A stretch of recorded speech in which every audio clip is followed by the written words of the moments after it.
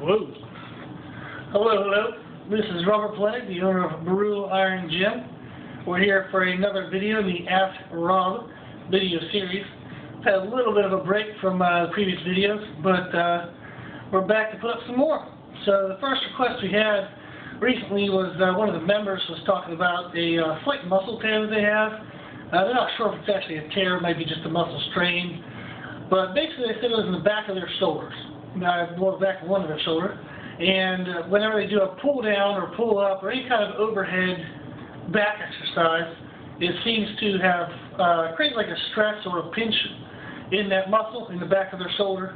So they kind of laid off any kind of back work for the past, I think it was like 2 or 3 weeks. And what they found was that they continued to train their front of their shoulder, and now they're having even more shoulder issues. And we talked a little bit in person, but I decided to make this video anyhow for him. What it was, chances are they probably overtrained the front of their shoulder. It's continued to get stronger, and now the back of the shoulder's gotten weak since they haven't trained it. So it's kind of creating an imbalance in the muscles. So the front of the shoulder get nice and strong, so all those muscles are nice and tight. The back of the shoulders is getting weak because from not being trained, from being undertrained. So maybe those muscles have gotten a little loose, a little weak. So the imbalance in the muscle is actually causing more issues than the original issue that he had. So what we talked about in person was he had kind of forgone all back training due to not being able to do pull-ups and pull-downs. But we talked about there's also types of rows. You can do dumbbell rows, cable rows. There's a lot of variations of dumbbell rows and cable rows. But basically there's rows. Any type of row you can also do. We talked a little bit about proper form, making sure you're squeezing through your shoulder blades and not actually through your biceps or anything else. So we went together to talk about the form about that, and it seemed to help make a big difference. So another concept we talked about was starting light. So we talked about when you have a muscle tear, and it can actually be in anywhere else in the body. So I've actually torn a muscle in my leg recently, one of my quadricep muscles.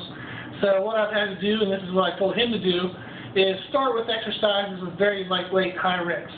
Maybe something like 15, 20 reps, and you actually could have done probably like 30 reps if you really wanted to. It's just something real light to get a little bit of blood flow in there, and then you start upping the weight in very small increments. So I've done this before for people with shoulder injuries, and we're trying to rehab their shoulders so they can do like pressing movements, whether it's chest press or overhead press. What we do, for example, I have one client, we've worked up to the heaviest he's done recently is incline press, a 15-degree incline. He's gotten to 65 pounds for 5 reps. And today we actually did it for 2 sets of 5 reps. So he works all the way up to 65 pounds, but we actually start him at 15 pounds. So we do the 15-pound dumbbells for about 15 reps. We do the 20-pound dumbbells for about 10 reps. Then we do the 25, the 30, the 35, the 40, the 45, the 50, the whole way up to the 65-pound dumbbells. So by starting out very lightweight and very high reps, for him it really helps get all his muscles lubricated well with blood and fluid, and it also helps him kind of critique his form along the way. So since he does have an imbalance from one side to the other, it takes him a couple sets to figure out how to push evenly through the muscles so the weights move evenly and it doesn't put us at increased risk of injury. So the same thing I was telling the client with the muscle tear or the muscle strain in the back of the shoulder is to start really light on exercises that don't really irritate that muscle. So if you can find some type of version of a row, whether it really doesn't matter what type it is, but if you can find any type of back exercise, even like a straight arm pull down, but if you can find a back exercise, just start real lightweight and for higher reps, get some blood flow in there, and then slowly move up the weight and slowly decrease the reps.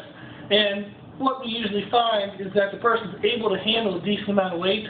It might not be their best ever, but it's enough weight that will result in enough muscle tissue damage to get a good workout, a workout that will actually lead to results. So that's what I told him, was to basically try to find some type of back exercise that doesn't irritate it.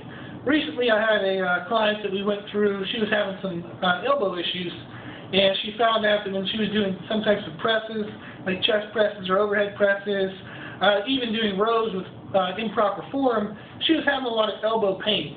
So what we did is we kind of bounced around the gym for a day, and we found out some exercises she could do using some bands and some other specialized equipment we have at the gym that she could do with proper form. She could actually get a decent amount of weight get a nice challenging weight for the muscles and create some muscle damage to lead to continued growth and adaptation. So it was one of the things where she had the elbow pain and she thought she couldn't train her upper body. So she had kind of been slacking off on that for a little while, and not lack of effort or lack of wanting to, just it hurt. So why would she continue to do it if it hurt?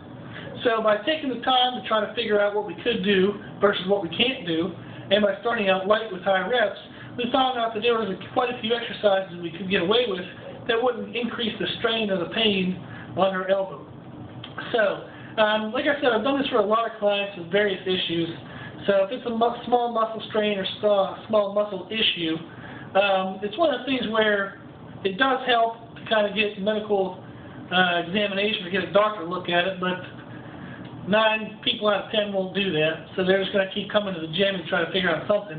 So the key is don't irritate it even more. Don't try to make the problem worse. So find out what you can do, start with light weights, and then just make the best workout you can out of those exercises. So don't worry if you can't do the exercises you normally do. As long as you put in your best effort to the ones you can do, you're still going to get results. Then also, by not irritating it, over the course of the next 2, 3, maybe even 4 weeks, eventually that irritated muscle will heal up and you'll have a better chance of getting back to some normal workouts. So, basically if you have a muscle strain, muscle tear, that's what you want to do. Pick exercises you can do, start light, and work your way up in weight and down in reps. Okay, hopefully that helps.